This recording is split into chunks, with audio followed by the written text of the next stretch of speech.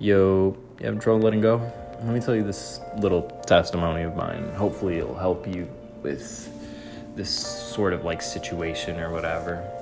But to get started with this little story, I've been in this season of refinement, to say the least. And during this season, I was holding on to something that I really wanted, and anxiety and overthinking, of course, sent me like spiraling. Kind of just opened that door on my own, but that's a whole nother story.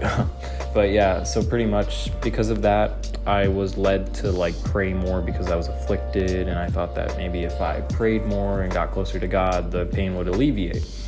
But I didn't necessarily find relief immediately. It wasn't until like last month where I found genuine peace, and a peace that doesn't waver at negative thoughts and lies. And this all started happening like when I incorporated these things that I'm going to talk about in the video. I'm going to show you like the steps into receiving this peace, the steps I've seen benefit me in my life and gave me peace that I could not really explain, to be honest. And so to begin with, step one, evaluate your faith. And I know you're probably tired of hearing have faith. It's easier said than done. Yeah, I know. Hebrews 6:11, and without faith it is impossible to please God, because anyone who comes to him must believe that he exists and that he rewards those who earnestly seek him. And so a funny thing, we often try to like make sense of the situation that's going on, but guess what? It's not our job to make sense. We're not really supposed to make sense of it. We're simply supposed to keep moving forward and let God handle the situation. Obviously, don't move forward into a path that God's not calling you to. But anyways, you might be a bit worried that the situation might not go exactly how you want it to. And that's super relatable, but I just want to let you know something. God knows you better than you do, and he's going to give you exactly what you need and more. And God knows you want certain things. He knows you have needs. So don't you think he's going to meet them?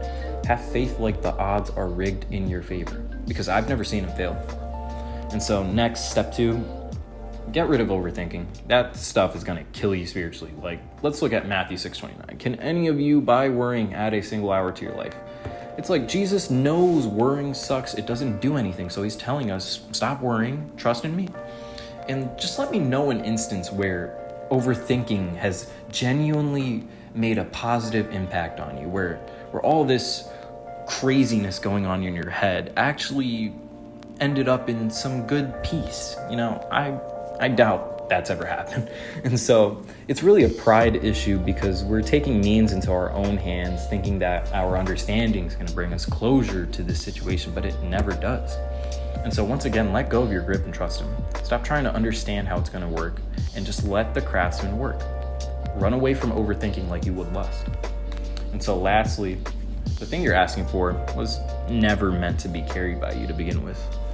Let's say you have an issue with your heating and cooling at home. Would you rather hire someone who specializes in HVAC, or are you going to risk screwing it up because you want to try to do it yourself? God has been taking care of his children for years. Trust me, your situation is nothing new for him. So to cap it off, establish a firm faith in the Lord. Stubbornly believe his word. Delusionally believe his word. We see in his word that he's undefeated in every matter. And so next, cut overthinking out of your life. Instead, remind yourself of God's record. Then let go of that weight and then give it to God, because he's qualified and he's pleased to help you. In the meantime, prepare yourself to receive what you're asking, because that in itself is an action of faith, which we should be taking part in. And so if you have any questions, feel free to leave them in the comments, but that's it for the video. I'll see you. Bye.